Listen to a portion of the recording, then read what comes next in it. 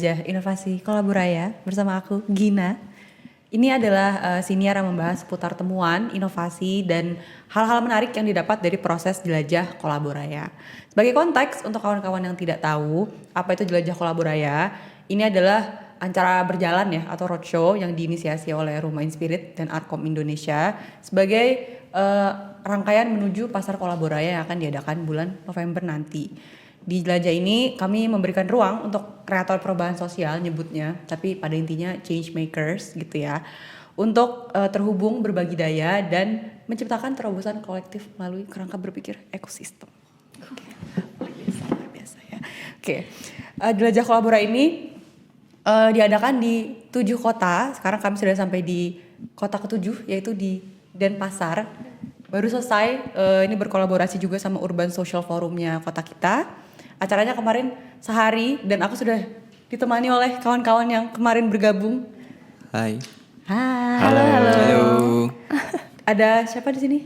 Ada aku Angger dari kota kita. Kemudian Aku Gum dari Kopernik. Aku Nabella dari Eco Games. mungkin untuk kasih konteks dulu ya, kawan-kawan bisa ceritain kota kita, Kopernik sama Eco Games itu lagi ngerjain membangun ekosistem apa, dan itu sebetulnya apa yang dilakukan di ekosistem itu? Kalau Eco Games sendiri itu kita lagi membangun ekosistem yang namanya ekosistem bermain. Kebetulan ini nama ekosistemnya itu baru kita temukan waktu untuk Jelajah Kolaboraya kemarin ya. Cuman approach yang kita lakukan itu memang dari dulu adalah dengan bermain. Jadi fokus kita itu sebenarnya mainstreaming environmental education.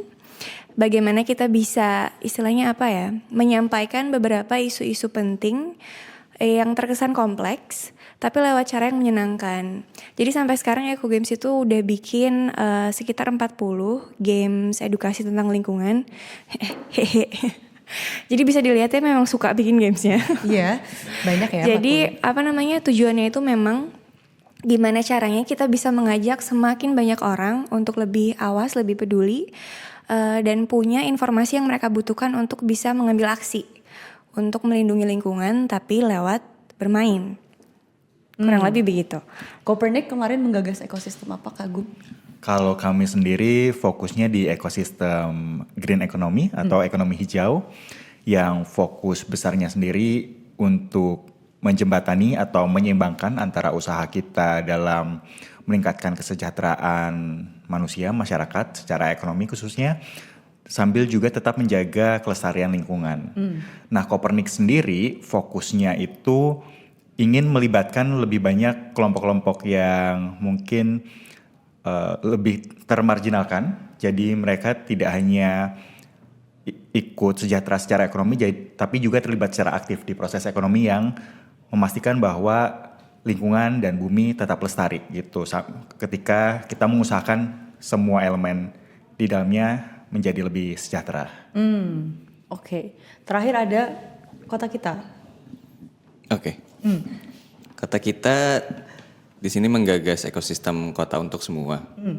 Mungkin dimulai dari pertanyaan ya, apakah sekarang kota belum untuk semua? Jadi sebenarnya itu yang coba dijawab dan kemudian diidentifikasi tantangannya.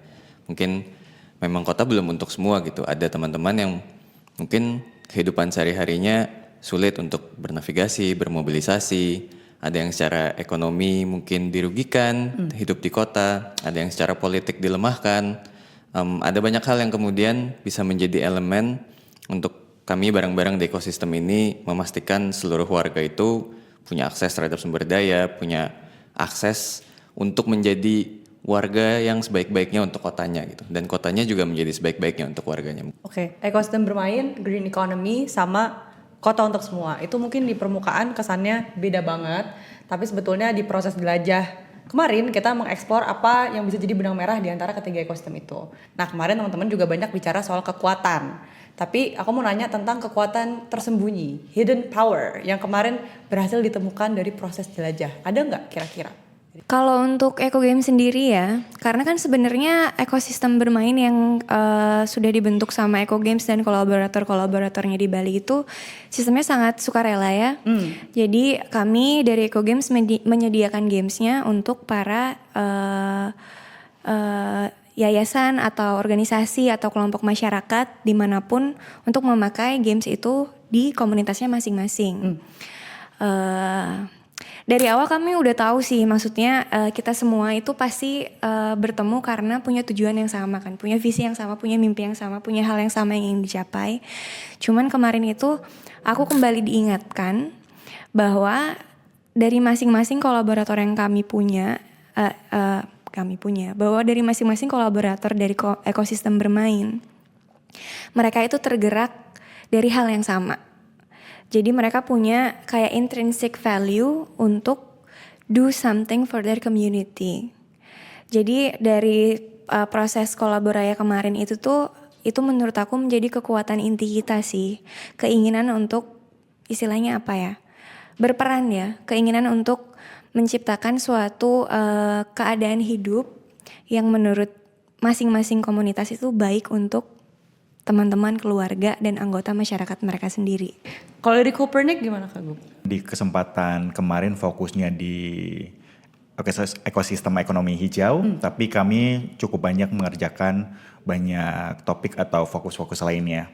Dan ketika mulai berbicara dengan teman-teman kemarin, kami juga makin sadar, oh ternyata di samping bahwa kami sudah membangun jejaring sebelumnya, tapi juga kami yang jadi kekuatan, kami cukup bisa menempatkan diri di berbagai isu, di berbagai fokus bersama dengan orang-orang lain yang mungkin sudah lebih aktif, sudah lebih pakar, sudah lebih jago di isunya, tapi tetap bisa mencoba mengkontribusikan sesuatu gitu.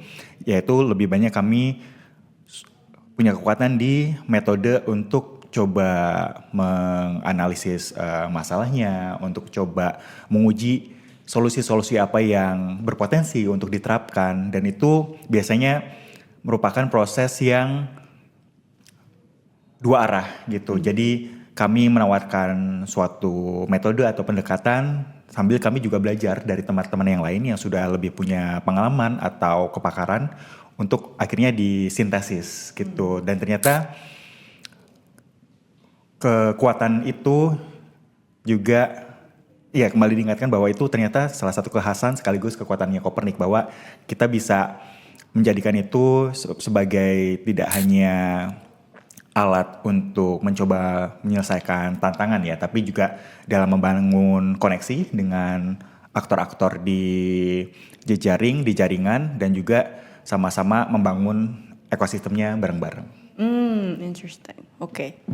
Mas Angger, kota kita apa hidden power-nya? Hidden power ya? Hidden power. Aduh sorry. Karena ekosistemnya adalah kota ya, memang secara skala itu udah jelas gitu ya di kota. Jadi sangat berbasis tempat sebetulnya. Dari diskusi kemarin sebetulnya salah satu yang disadari adalah kami dan kita punya teman di mana-mana gitu ternyata. Tadinya kami kira kayaknya nggak akan deh ketemu orang yang membicarakan isu ini di kota ini gitu. Oh ternyata ada aja gitu. Jadi sebetulnya kekuatan paling besarnya kemudian adalah jejaring itu ketika kita temukan simpul-simpul yang tepat yang adalah melalui proses ini juga dipertemukan dengan simpul-simpul itu menjadi kekuatan yang menjadi lebih kentara gitu ya. Jadi kita kemarin kan juga sempat nilai-nilai ya, dan tidak ada yang sempurna nilainya, which is good, berarti ada room to grow gitu kan. Kemarin teman-teman sudah memetakan apa yang sudah kuat, tapi juga apa yang bisa lebih kuat. Boleh ceritain lebih jauh nggak, apa sih hal-hal yang ternyata bisa lebih kuat nih dari ekosistem kita? Mas Angger mungkin mau memulai, Mas Angger. Kemarin salah satu yang paling rendah ya nilainya ya, itu keberlanjutan dampak. Oke. Sebetulnya aku ingat di situ salah satu refleksinya adalah bagaimana tadi ketika ditinggal oleh para ekosistem, oleh para aktor-aktornya, apakah kemudian si solusi yang pernah diletakkan di situ masih berdampak gitu, masih berkelanjutan. Tapi ternyata memang tidak gitu ya. Tidak ada rasa kepemilikan para penggunanya terhadap solusi tersebut gitu. Sehingga seringkali ketika orang yang membuat itu pergi, ya sudah tidak digunakan gitu. Dan itu sering terjadi dalam berbagai bentuk ya, bisa jadi dalam ruang, bisa jadi berupa sistem, bisa jadi berupa kapasitas. Kalau kemudian solusi-solusinya tidak dipertemukan dengan kebutuhan yang keseharian, itu yang kemudian menjadi lepas sih gitu. Jadi hal-hal itu sih, bagaimana kemudian solusi dan dampaknya itu dipertemukan dengan kegiatan di keseharian supaya dia melekat sehari-hari gitu terhadap orang-orangnya. Yang muncul mungkin ya dari proses kemarin adalah bahwa oh ternyata masalah ini tuh di mana-mana ya terjadinya gitu. Berarti kan ada yang salah secara, bukan salah ya, mungkin masih ada yang belum rampung atau sempurna secara sistemik gitu ya. Mungkin itu yang coba dicari sih. Kenapa akhirnya di banyak tempat banyak solusi atau output program yang kemudian tidak berkelanjutan gitu sih. Pemahaman barunya gitu. Oke. Kalau dari Eco Games dan Copernic, teman-teman kemarin ngeliatnya gimana? Kalau dari Eco Games sih sebenarnya agak sedikit mirip sama Mas Angger. Jadi kemarin yang kita masih agak lemah itu adalah keberlanjutan dampaknya dan juga sebenarnya jangkauan kalau kami. Karena kan sebetulnya ekosistem bermain yang sudah dibentuk selama ini walaupun baru ya masih sangat basisnya itu di Bali gitu. Karena kolaborator yang kita tahu itu semua basisnya di sini. Cuman kemarin itu ada pemikiran, sebenarnya keinginan kami juga, karena kan tujuan awalnya itu adalah mainstreaming bagaimana si edukasi tentang lingkungan ini itu bisa sampai ke sebanyak mungkin orang, tapi lewat cara yang menyenangkan kan. Jadi kemarin tuh ada salah satu tujuan utama kami itu adalah yang membentuk ekosistem seperti yang sudah terbentuk di Bali, tapi di beberapa kota yang berbeda juga. Lewat ya kegiatan-kegiatan seperti ini, lewat kolaborasi, lewat ketemu dengan teman-teman yang punya istilahnya apa ya, visi yang sama juga tapi di daerah yang berbeda. Cuman kalau kemarin itu kita sadari karena ekosistem bermain ini dibentuknya sangat sukarela, berdasarkan ya waktu yang bisa disumbangkan, energi yang bisa disumbangkan oleh kolaboratornya. Jadi kami rasa diperlukan resource lainnya juga sehingga bisa istilahnya mengkompensasi apa yang sudah para kolaborator berikan. Jadi kemarin kami masuknya ke mungkin kalau misalkan ada resource seperti pendanaan dan lain sebagainya itu akan membantu membentuk ekosistem membentuk jaringannya bisa menjadi lebih luas. Cuman kemarin itu kami lebih fokusnya juga ke hal yang bisa kami tingkatkan lagi dari ekosistemnya secara internal. Yang menurutku kadang kita suka lupa ya, apalagi ketika kolaborasinya terjadi dalam hal sukarela. Dimana kita kemarin lupa satu hal yang sangat fundamental itu, ketemu rutin. Itu kemarin kita diingetin lagi kayak yang kita itu belum punya jadwal ketemu rutin. Jadi kita belum punya mekanisme yang udah otomatis kita ketemu secara reguler untuk istilahnya saling sharing apa yang sudah kita lakukan selama ini untuk mencapai tujuan bersama itu. Itu sih kemarin kita diingetin kembali lagi dari Jelajah Kolaboraya untuk at least set up waktu untuk kita rutin bertemu. Buat Copernic sendiri di ekosistem ekonomi hijau, area yang butuh kerja lebih lanjut, lebih kerja keras untuk mewujudkan potensinya ya, karena masih banyak ruang untuk berkembang, itu di jangkauan. Dan setelah direfleksikan kenapa bisa gitu, dipikir-pikir karena ya memang cita-citanya sangat besar di sana gitu. Kita udah bicara soal gimana melakukan perubahan di sistem ekonomi gitu. Memastikan gimana usaha kita untuk mensejahterakan orang-orang, masyarakat itu tetap sejalan dengan keinginan kita untuk menjaga lingkungan yang sayangnya sekarang itu masih dianggap sebagai opsi alternatif gitu. Jadi ekonomi hijau ya opsi alternatif dan baru mengambil porsi sangat kecil dari ekonomi konvensional.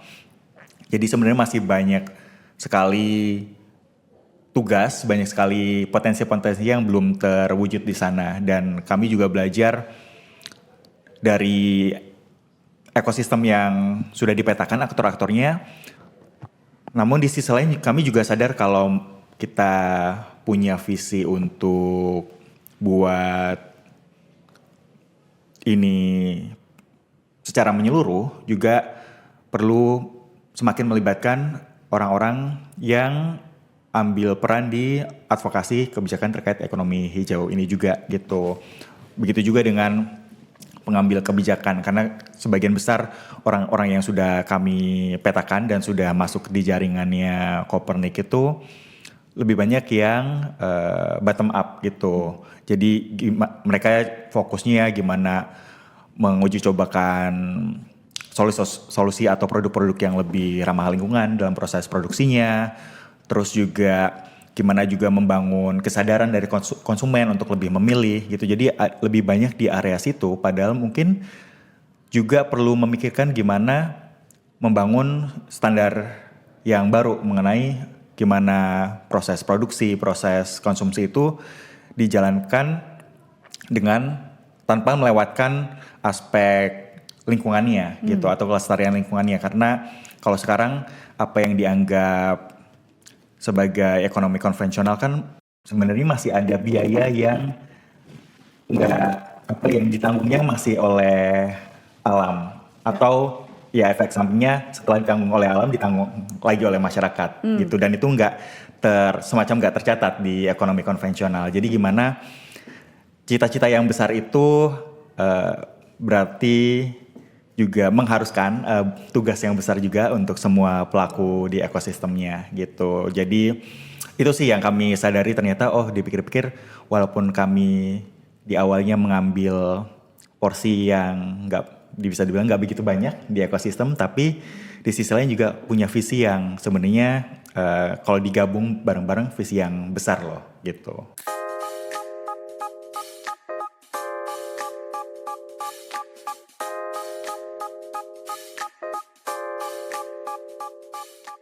Di Jelajah Kolaborasi ada sebuah proses namanya saling silang, di mana ketiga ekosistem buildersnya itu dipertemukan, mereka ngobrol, terus mereka juga memetakan nih kayak berarti bisa kontribusi apa untuk ekosistem ini, itu jadi penting gitu ya, karena bisa saling berbagi daya. Selain di saling silang, kalian saling mengenal dan saling berbagi daya, kalian juga melakukan sebuah terobosan ya. Terobosan itu sebetulnya dia berakar dari sebuah mimpi besar yang teman-teman punya untuk Bali. Walaupun Mas Angger dan kota kita base-nya bukan di Bali, tapi kan sebenarnya interconnected ya kita semua. Mau dong diceritain apa kemudian mimpi kolektif yang kawan-kawan bangun terkait dengan Bali gitu. Siapa yang mau cerita duluan? Silakan loh. Mungkin aku bisa sharing secara garis besarnya kemarin yang kita capai. Mimpi yang kita impikan bersama-sama. Itu adalah jargonnya. Jargon apa? Menciptakan Bali yang setara dan adil. Okay. Jadi bagaimana caranya kita ingin Bali itu bisa menjadi ruang yang masyarakat yang ada di dalamnya itu mampu menyuarakan apa yang menurut mereka adil. Bali itu tidak melulu ngomongin hanya tentang pariwisata, tapi juga menjadi ruang yang inklusif bagi siapapun yang tinggal di dalamnya. Nggak hanya melulu tentang bagaimana cara menciptakan ruang yang nyaman untuk disinggahi orang-orang lain, tapi melupakan tugasnya untuk menjadi nyaman, menjadi rumah bagi orang-orang di dalamnya gitu. Jadi itu juga mimpinya itu menggambarkan lingkungan yang lestari, keadaan sosial yang adil, dan juga masyarakat yang nyaman, aman, dan mampu untuk menelaah sesuatu kondisi dengan lebih dalam daripada biasanya sih. Oke. Mungkin menarik kalau misalnya aku tanya ke Angger dan kota kita yang memang bukan orang Bali. Itu ketika bikin mimpi itu kayak gimana? Ceritain dong. Aku sebagai orang yang hanya singgah dan tidak bersungguh-sungguh di sini.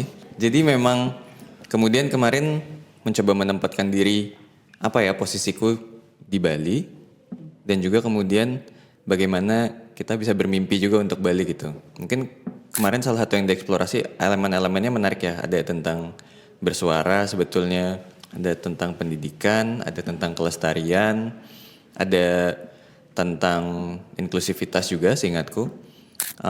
Sebagai mungkin dari kota kita juga, karena kami memang basisnya adalah organisasi yang bergerak untuk mewujudkan kota untuk semua. Ketika kami hadir ke Bali dalam koridor program ya, harus diakui, tetap sebetulnya nilai yang dibawa adalah kota untuk semua. Tapi yang paling pertama kota untuk siapa dulu Bali ini gitu kan. Waktu itu pertanyaan adalah itu. Yang paling utama kan sebenarnya untuk warganya ya, biasanya ya. Untuk seluruh kota di Indonesia diutamakan untuk warganya. Dalam keberjalanan kami ada di Bali juga kami kemudian bertanya ke berbagai orang gitu, terutama warga Bali, tapi juga bertanya kepada orang-orang yang memang memutuskan untuk tinggal di Bali, untuk berkegiatan di Bali gitu. Yang masing-masing sebetulnya punya mimpi masing-masing gitu. Dan apa yang kemudian tampak sebagai masalah di Bali, aku nggak tahu aku harus berhati-hati atau tidak ya, tapi maksudnya kemacetan, kemudian polusi, kemudian juga isu sampah. Ya. Itu kan sebetulnya masalah untuk semua ya, terlepas dari mereka adalah siapa gitu. Jadi menurutku ketika tadi kita bicara tentang mimpi untuk Bali, ada hal-hal yang menurutku setiap orang tinggal di Bali kemudian boleh memimpikan itu ya. Jadi ketika kemarin bicara tentang Bali yang adil dan lestari, aku pikir itu mimpi yang setidaknya mampu mencakup semua orang yang tinggal di kota-kota di Bali setidaknya ya, kalau untuk ekosistem kota untuk semua. Oke, aku beralih ke Kak Gum ya. Tadi sebetulnya Nabela sudah sempat mention sedikit lah soal apa yang tantangannya pengen dijawab, karena pengen Bali lebih livable untuk semua dan lain sebagainya.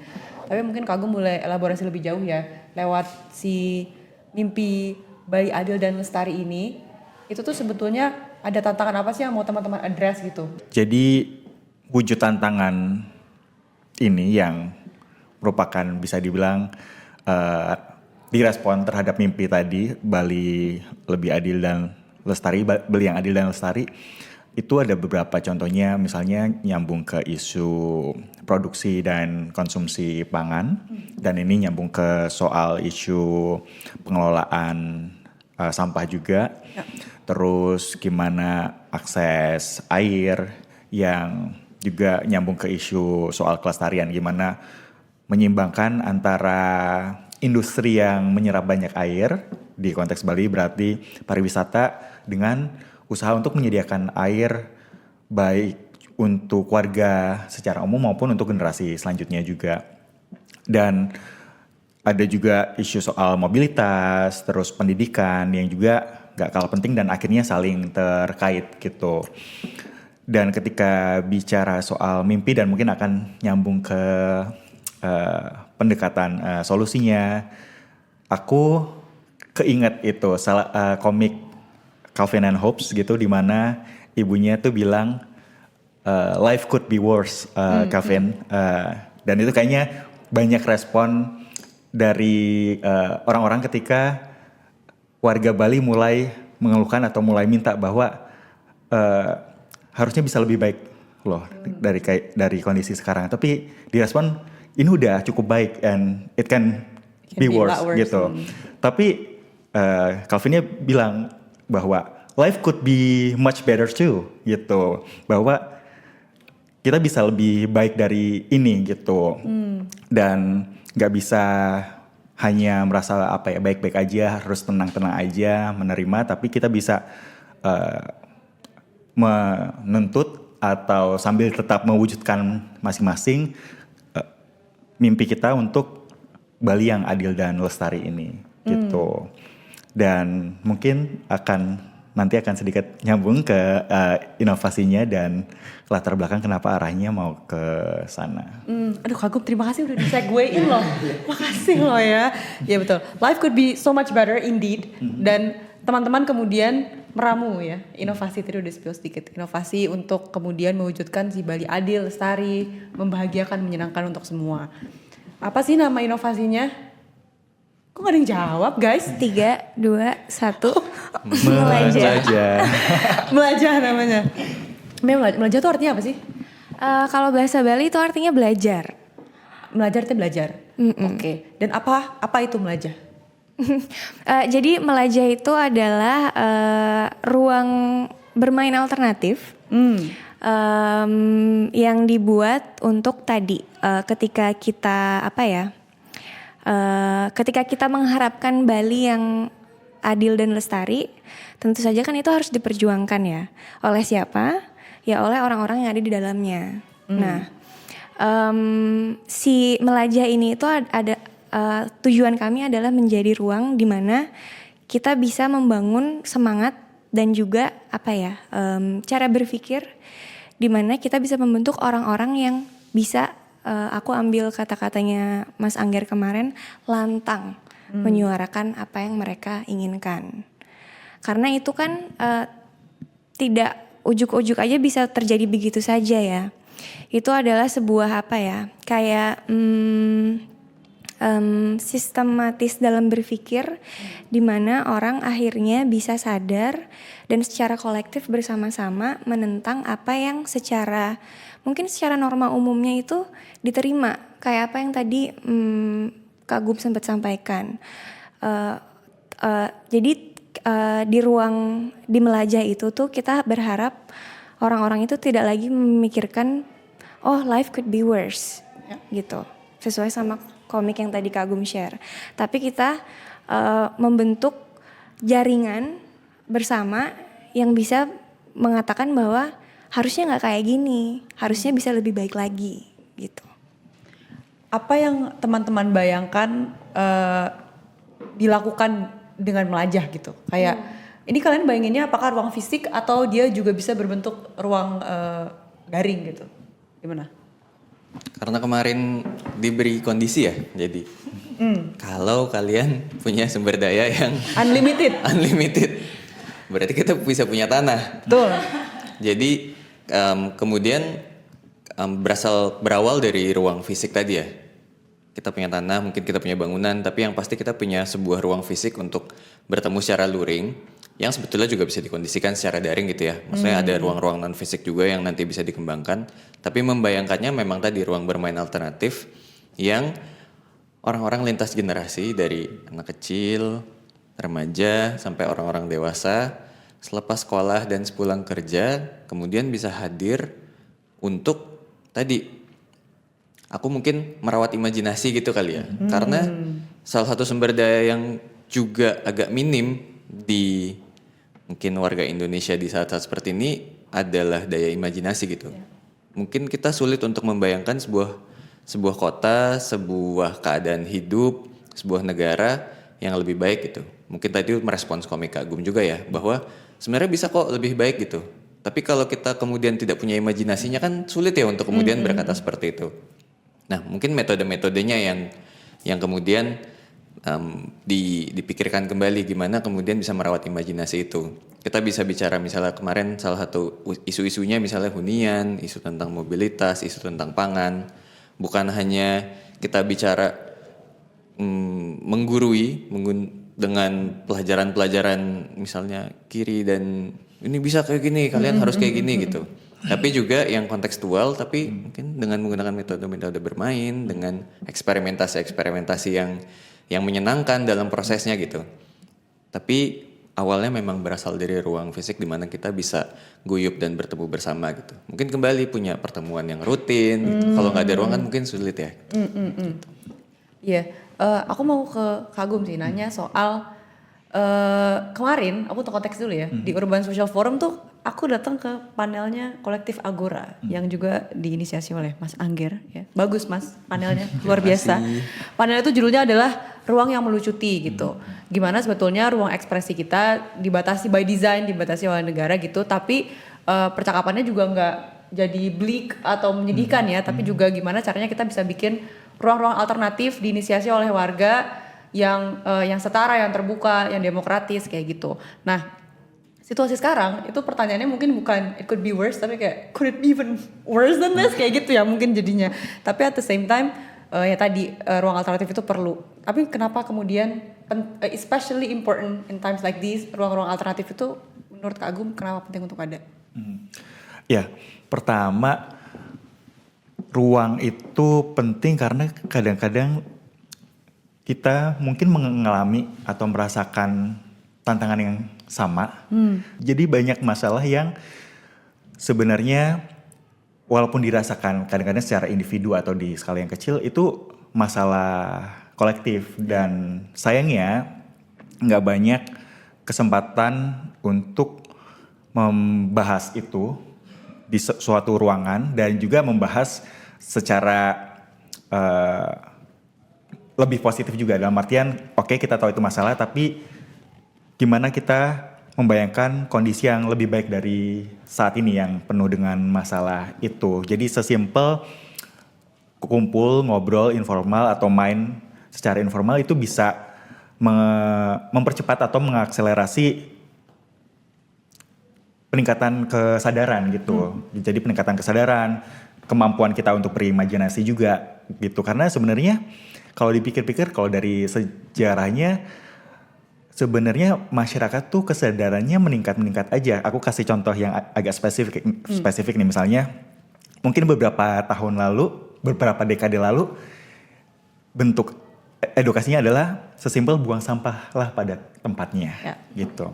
Tapi kita belajar di hari ini, oh ternyata itu sudah nggak relevan. Kita udah buang sampah pada tempatnya, kalau tidak diolah dengan baik, tidak dipilah dengan baik, akhirnya tetap menjadi masalah gitu. Jadi perlu kesadaran, perlu standar pemahaman baru yang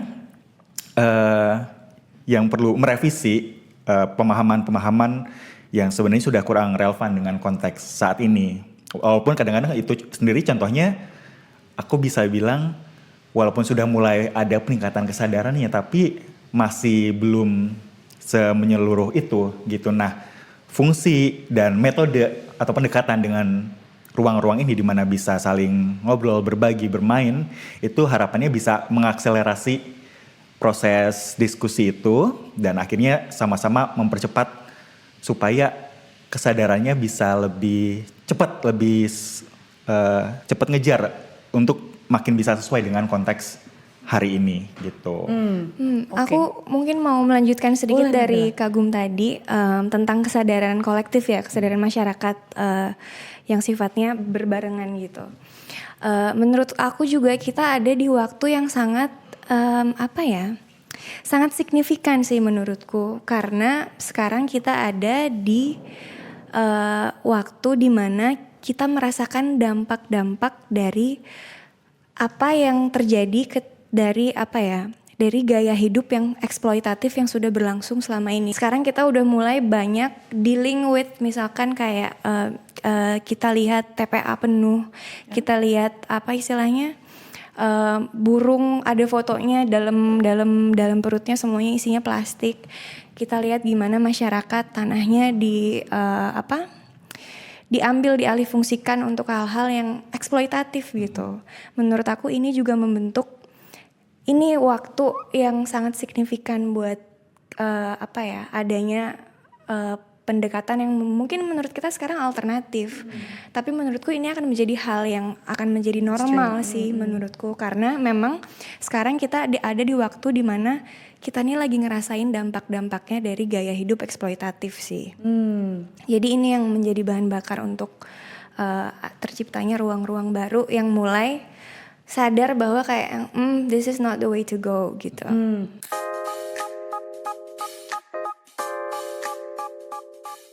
Nah, teman-teman kan kemarin tuh bukan cuma bikin inovasi ya, tapi juga mungkin merefleksikan ini kita harus ngapain ya terusnya setelah ini supaya dia nggak cuma jadi angan-angan aja gitu. Nah, langkah awal apa yang udah kebayang yang bisa diambil untuk mewujudkan inovasi ini? Sebetulnya lagi-lagi ya kita nggak usah terlalu mikirin yang makro segala macam karena walaupun kemarin briefnya adalah unlimited resources, tapi secara de facto-nya itu tidak unlimited. Jadi apa langkah awal yang bisa teman-teman bayangin, mau kita lakuin bareng nih untuk mewujudkan si inovasi Melajah? Mungkin aku mulai dari apa yang ekosistem bermain bisa tawarkan dulu ya. Karena kan sebenarnya dari Melajah ini yang kita pengen kan adalah terciptanya ruang yang bukan kayak Angger bilang tadi. Kita nggak memaksakan bahwa hal ini penting dan semua orang harus lakukan gitu. Ya. Tapi kita pengen kita menciptakan ruang yang dimana itu bisa membangun pemikiran bahwa hal ini itu penting. Jadi masuknya itu semua tuntutannya itu terciptanya dari masyarakat, dari orang-orang di dalamnya lagi gitu. Nah menurutku salah satu cara yang bisa kita gunakan itu adalah bermain. lewat permainan. Jadi mungkin langkah awal yang bisa kita lakukan menurut kami adalah ya kita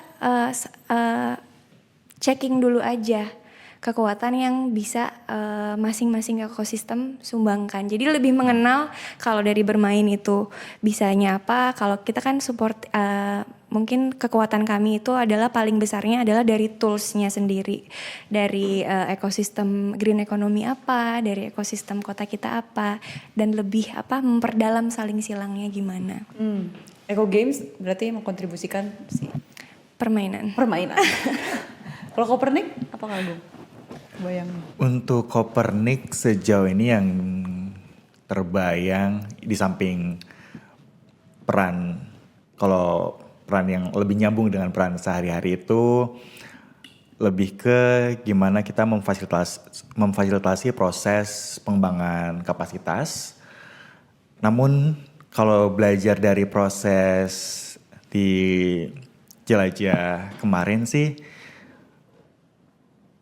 peran tambahan atau hal tambahan yang pengen banget dilakuin sih lebih pengen ngajak teman-teman gitu. Yang sayangnya kemarin pekan yang sangat dinamis, sibuk, tapi dengan itu kata ganti yang baik ya. Pekan yang sangat dinamis. Iya, dengan waktu yang mungkin agak lebih longgar dengan situasi yang lebih informal, harapannya lebih pengen ngajak teman-teman untuk bermain gitu. Jadi semakin, dan kemarin juga merupakan latihan praktik yang baik juga untuk semacam mengasah kemampuan ingatan kita untuk ingat. Sebenarnya kita tahu kita punya teman banyak, tapi kalau disuruh ingat itu kadang-kadang mampet gitu. Jadi kadang-kadang itu juga semacam otot atau otak yang perlu dilatih, dan itu juga yang mau dipraktikkan lebih lanjut untuk mikirin kira-kira akan ngajak siapa aja ya untuk kumpul dan bermain bareng gitu. Hingga akhirnya seperti yang Kanabela tadi bilang, sama-sama mewujudkan mimpi bareng, tuntutan bareng, dan permintaan bareng gitu. Mas Angger. Karena aku dari Jawa ya. Jadi kulturnya adalah kultur ngopi gitu ya. Jadi seringnya aku nggak tahu ekivalennya di Bali seperti apa ya. Apakah itu juga hal yang sama? Tapi ya pada dasarnya kita berkumpul dulu karena banyak hal-hal dan bibit-bibit kolaborasi berawal dari duduk-duduk santai sambil ngopi aja gitu. Jadi memang sebenarnya bukan tentang kopinya ya, tapi tentang informalitasnya, tentang perasaan bahwa ini adalah ruang yang aman dan nyaman gitu untuk melakukan hal-hal tertentu gitu. Di satu sisi, secara ekosistem kota untuk semua juga yang bisa dikontribusikan adalah mungkin aku secara pribadi merasa di ekosistem ini banyak sekali teman-teman yang punya praktik-praktik baik. Cara hidup yang berbeda, cara bermimpi yang juga berbeda. Mereka di berbagai tempat melakukan hal-hal dari yang kecil sampai yang besar. Bertani tuh bisa seperti ini loh, bermobilitas tuh bisa seperti ini loh, punya hunian bisa seperti ini. Mungkin kemudian kita bisa mengumpulkan itu. Sebenarnya pada tahap ini aku merasa Rumi punya lebih banyak ya daftar dari orang-orang itu ya. Pressure. Tapi pada dasarnya itu sih mungkin yang bisa dilakukan adalah satu, kami bisa berkontribusi untuk mengumpulkan teman-teman ini nih yang punya praktik-praktik baik, yang punya mimpi-mimpi baik dan sudah melakukan sesuatu. Tapi juga kemudian secara aktif mencari teman-teman lain yang punya praktik yang serupa gitu. Untuk kemudian itu jadi semacam katalog imajinasi untuk dikasihkan di ruang ini bahwa ini nih kalau lo mau gini, lo bisa gini, ada cara-cara ini gitu. Jadi imajinasinya lebih banyak aja gitu untuk kemudian bisa bermimpi dan lantang aja gitu. Meminta tuh udah tahu kita mau minta apa gitu. Oke, berarti tadi ngobrol, berbagi praktik baik, berbagi pendekatan, kemudian mengundang teman-teman. Tadi udah nyebut juga Rumi ya, dan tentu saja kami mau membantu dong, tentu saja kan kita harus menjadikan Melajah ini nyata. Jadi menurut teman-teman itu Rumi kira-kira bisa bantuin apa sih? Kalau tadi Kang Angger sempat mention jejaring, yang mana we're happy to share gitu, tapi kebayangnya kami bisa bantu apa nih untuk mewujudkan si Melajah ini? Selain jejaring ya, yang Selain jejaring. pasti Rumi punya banyak sekali. Oh boleh minta lah. Mungkin juga ini ya, kami sudah sekali dua kali mengalami fasilitasi yang Rumi kasih untuk istilahnya apa ya, berani bermimpi, bagaimana menjadikan mimpi itu, bagaimana apa ya, hal-hal sistematis yang perlu kita lakukan untuk menggapai sebuah misi gitu kan. Mungkin itu juga diperlukan sih nanti ketika pembuatan si melajahnya. Jadi bagaimana kita difasilitasi oleh Rumi merancang mimpi itu menjadi sesuatu yang bisa dicapai. Oke. Bite size actionable. Berarti merancang pertemuan Pieces. ya, fasilitasi. Oke Nabila, noted ya. Kagum. Aku sepemikiran dengan Kak Nabila, jadi pengen banget lebih banyak dapat pengalaman atau bareng-bareng dengan Rumi untuk berbagi pendekatan dan metode fasilitasi untuk mencapai yang tadi. Yeay. Aku sepakat sekali dengan tadi ya metode fasilitasi Rumi ya. Karena yang terjadi kemarin adalah ketika selesai dari Jelajah Kolaboraya bersama Rumi, aku kembali ke teman-temanku di Panitia Urban Social Forum. Salah satu hal pertama yang kemudian kami diskusikan adalah lu 8 jam workshop ngapain aja gitu. Karena itu adalah sesuatu yang dalam beberapa kali desain workshop, waktu yang lama itu lumayan tabu ya. Karena gimana caranya 8 jam orang mau terus-terusan gitu memberikan input, berdiskusi. Kemudian aku menghabiskan setengah jamku di sana menceritakan ke teman-temanku, pertama gini, kedua gini, Rumi habis itu gini gitu. Mana nih yang bisa kita ambil metodenya gitu. Jadi itu menurutku sesuatu yang sangat berharga juga dari Rumi yang gimana caranya bisa mungkin ada proses desain bersama gitu, kita bisa belajar bersama, bukan hanya tugasnya dibebankan kepada Rumi untuk memfasilitasi gitu, tapi ya kita bisa memfasilitasi, Rumi bisa memfasilitasi orang-orang belajar fasilitasi. Supaya tidak lelah sendiri. Ya tentu, karena aku tahu kota kita Kopernik dan Eco Games fasilitasnya juga keren-keren. Jadi sebenarnya kita bisa bagi daya juga ya, yang mana adalah inti dari segala inti adalah berbagi daya. Oke, itu tadi adalah pertanyaan terakhirku sebetulnya. Terima kasih Nabila, Kagum, dan Mas Angger sudah menemani aku ngobrol hari ini. Ini sekarang sesinya promosi sebetulnya. Apa yang Eco Games kerjakan, Kopernik, kota kita silakan dibagikan. Oh, bagikan juga kanal Instagramnya atau media sosialnya kalau ada. Jadi teman-teman yang nonton bisa colek-colek. Dari siapa? Eco Games dulu. Hai semua, kalau misalkan tertarik untuk lihat banyak sekali pilihan games edukasi yang bisa memberikan informasi tentang lingkungan, cara kita bisa melindungi dan menjaga lingkungan, bisa ke Instagramnya Eco Games @hello@ecogames atau langsung ke shop kita di ecogames.net. Dari Kopernik kami punya banyak pembelajaran dan juga sedikit banyak pengalaman yang ingin dibagikan seputar berbagai solusi berpotensi yang mau kami gunakan untuk menjawab tantangan sosial dan lingkungan. Nanti kalau teman-teman tertarik bisa ke sosmednya di @kopernik.info. Di situ teman-teman bisa tahu apa aja yang Kopernik kerjakan, apa aja pembelajarannya, apa aja keberhasilannya, dan apa aja kegagalannya yang sudah kami lalui. Jadi kunjungi kopernik.info. Oke, kota kita. Jadi teman-teman, kota kita adalah sebuah organisasi yang percaya bahwa kota seharusnya adalah milik semua warga.